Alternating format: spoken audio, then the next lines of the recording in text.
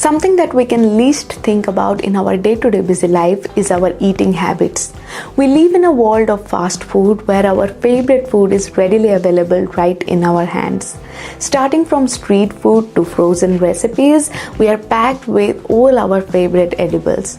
All those rich, creamy, oily and sweet tastes just rule our mind. While we enjoy every bite of the flavors, this highly rich food should also be blamed for all the lifestyle diseases. And when I went to my doctor with a few such problems, he just said one thing: change your food.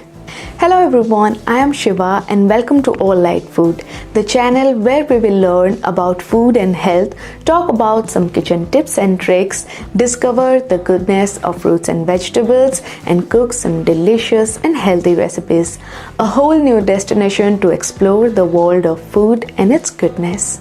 So come along on the journey of Lite Food, the concoction of food and health.